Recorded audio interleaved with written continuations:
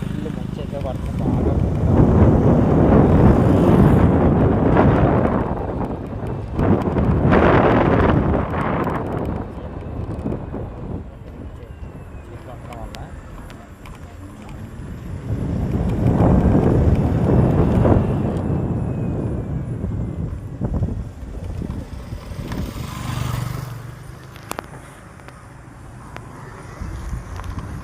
Horn కూడా పడుతుంది చూస్తారా.